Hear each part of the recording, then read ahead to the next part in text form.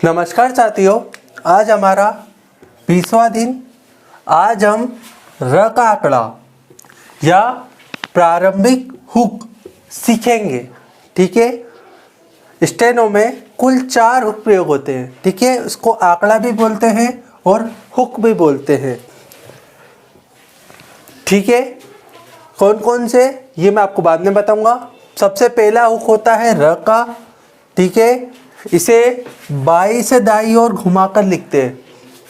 ठीक है, अब हम नेक्स्ट स्टेप मतलब हमारी एडवांस स्टेनो की तरफ बढ़ रहे हैं। पहले तक हमने जो भी सीखा था वो सब बेसिक स्टेनो था, यह एडवांस स्टेनो है। ठीक है, तो र का हुक असल में पहले बनाया जाता है, बाद में पढ़ा जाता है।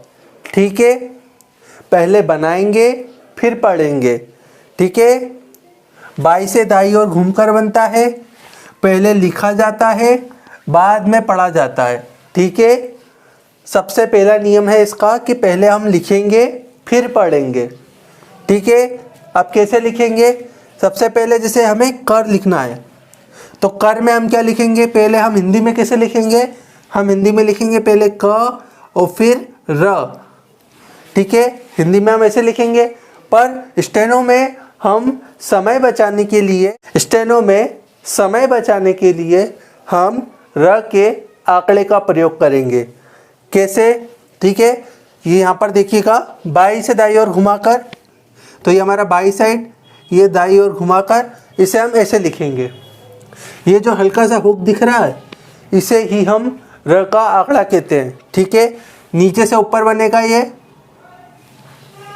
पहले बनेगा फिर पढ़ेंगे।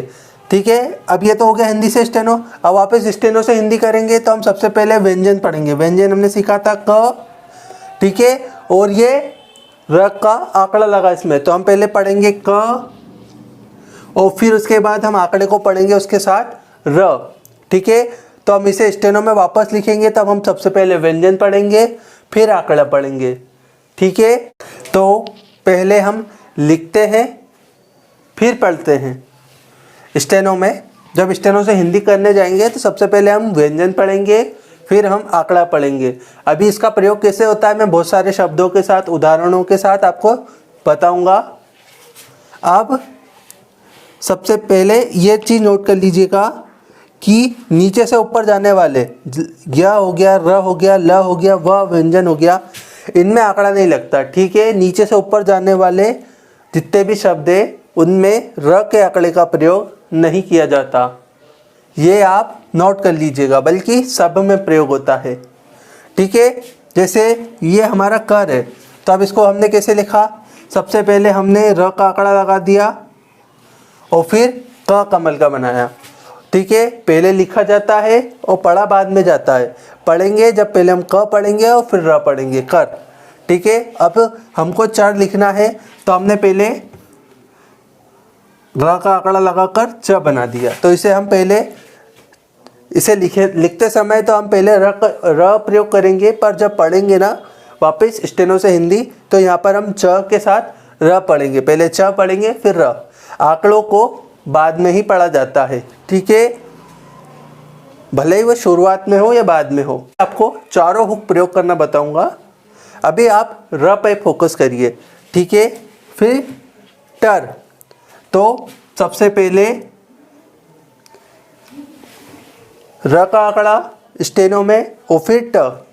ठीक है, फिर पर लिखना है तो ये सबसे पहले आंकड़ा लगाया और फिर प खींच दिया, तो इसे हम पर पढ़ेंगे। पहले बनाया जाएगा फिर पढ़ा जाएगा। ठीक है, पहले व्यंजन पढ़ेंगे, बाद में आंकड़ों का प्रयोग होगा, बाद में आंकड़ों को पढ़ेंगे। ठीक है, तो इतना आपको समझ में आया। मैं एक बार फिर से समझा देता हूँ।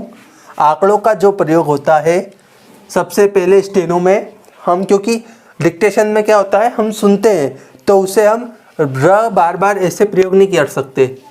ठीक है, इसको बनाने में बहुत टाइम जाता है, तो विद्वानों ने क्या करा है कि इसका हुक बना दिया है।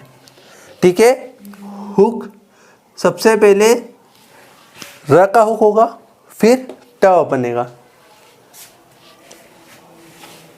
तो इतना आपको समझ में आया है या नहीं, बताइए नीचे कमेंट बॉक्स में।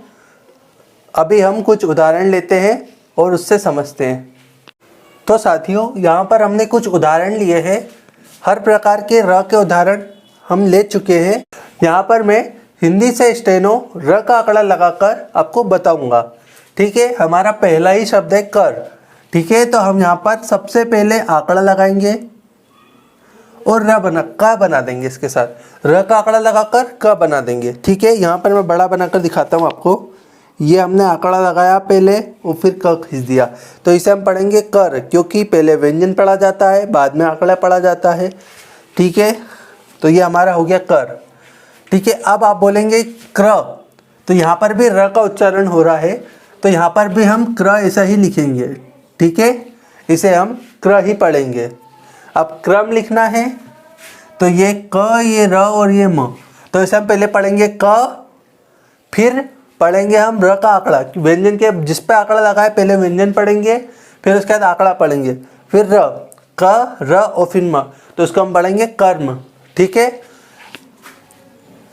और फिर ये वाला, तो यहाँ पर पहले क, फिर र और ये म, तो यहाँ पर इसे ऐसा पढ़ा जाएगा। अब पूछेंगे इसमें और इसमें अंतर क्या है? कोई अंतर नहीं है, पर कंफ्यूजन दूर करने के लिए हमने यहाँ पर र पूरा लिखा है और यहाँ पर आंकड़ा का प्रयोग करा है। ठीक है, मैं ज़्यादातर जब ऊपर र फटता है, रफ मतलब ऊपर र की रफ़ार आती है, तो पूरा र बनाकर ही प्रयोग करता हूँ। आपकी इच्छा, अगर आप चाहते हैं तो आप ऐसे भी लिख सकते हैं। ये क, र और ये म दोनों सही है, पर आपको इस क्रम में और इस कर्म में अंतर पता होना चाहिए। ठीक है, तो अब खर की बारी। तो यहाँ पर प्रथम काटा है, तो हम र के आंकड़े में ही प्रथम काटे का प्रयोग करके उसमें आंकड़ा लगाकर, तो इससे हमें यह होगा, उससे हमें यह ज्ञात होगा कि यहाँ पर प्रथम काटा है और उसके साथ र का आंकड़ा है, तो हम यहाँ पर पढ़ेंगे ख और र, खर। ठीक है, हम आंकड़े में ही प्रथम काटा जोड़ देंगे, सिंपल। ठीक है, अब ये वाला क्र हो गया, तो इसको भी हम क्र ही पढ़ेंगे। ठीक है, गर हो गया, तो ये ग, र का आंकड़ा और ये ग। ठीक है, गर। अब घर लिखना है, तो यहाँ पर हम घेरे में बनाएंगे। ख जो होता है हल्का होता है और घ जो होता है गहरा होता है।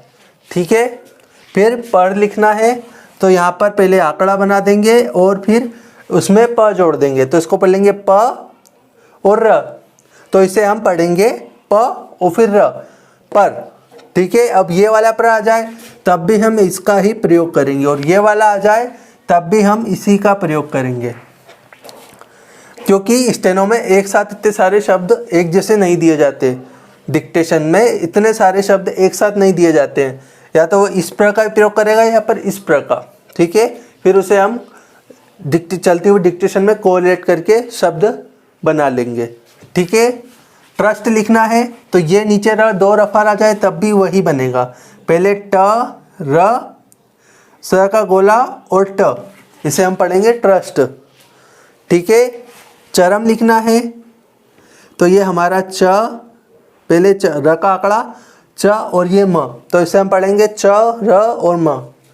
ठीक है, चर्म लिखना है, तो भी यहाँ पर हम पहले च, र और ये म, क्योंकि ये ऊपर र की रेफा है, इसलिए हम पूरे र का प्रयोग करते हैं। नहीं तो आप ऐसे भी लिख सकते हैं, ये च, र और ये म, पर आप इसमें और इसमें अंतर नहीं कर पाएंगे, इसलिए हम जब भी र का रफा आता है तो हम पूरा र ही बनाते हैं।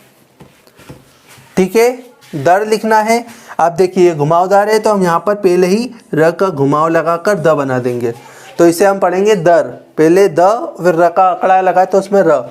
मर लिखना है, तो कुछ नहीं, यहाँ पर आंकड़ा लगाकर इसे हम मर पढ़ेंगे।